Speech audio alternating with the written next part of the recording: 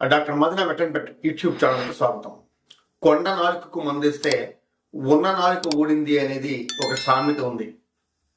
చాలా మంది పొదుగులోంచి పాలు రాకపోతే చను మొనల్లోకి అంటే టీట్స్లోకి సూదులు కానీ వేప పొలలు కానీ ముళ్ళు కానీ గుచ్చి పాలు తీసేందుకు ప్రయత్నం చేస్తూ ఉంటారు.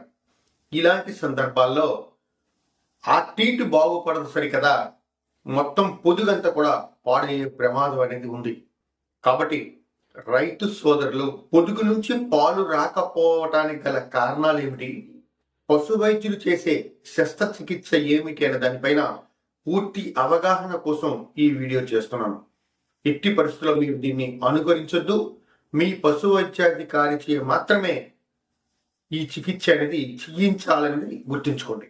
టీట్లోంచి పాలు రాని సందర్భాల్లో ఈ సర్జరీ చేయటానికి ట్రీట్ ఇన్స్ట్రుమెంట్ సెట్ అనేది కావాలి. పొదుగులో పాలు ఉన్నప్పటికీ టీట్లోంచి పాలు ఎందుకు రావు అంటే టీట్ కెనాల్లో ఎక్కడో అడ్డంకి ఉండడం వల్ల కావచ్చు. ఇలాంటి సందర్భాల్లో వేప పొలలు సూదులు గుచ్చి పాలు తీసే ప్రయత్నం చేయకూడదు.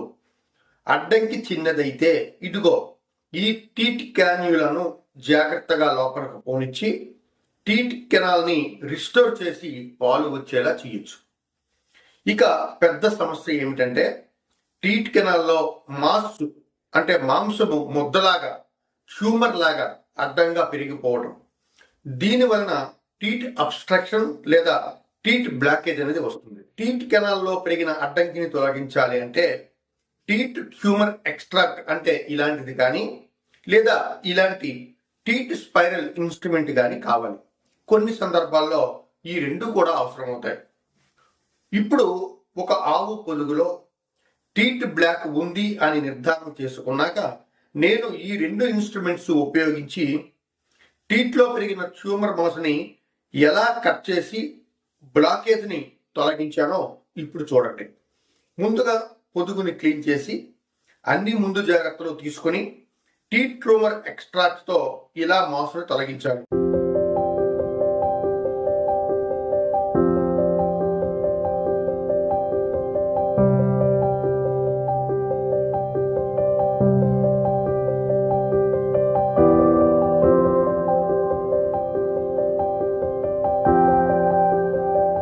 ఇంకా కొంత మాసు మిగిలి ఉంది అని అనుమానంతో ఇదిగో ఈ టీట్ స్పైరల్ ఇన్స్ట్రుమెంట్ ని ఇలా క్లాక్ వైజ్ డైరెక్షన్ లో టీట్ లోనికి పోనిచ్చి తిరిగి యాంటీ క్లాక్ వైజ్ డైరెక్షన్ లో తీయాలి.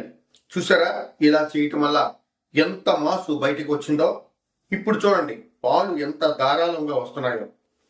ఇక్కడతో పని అయిపోలేదు.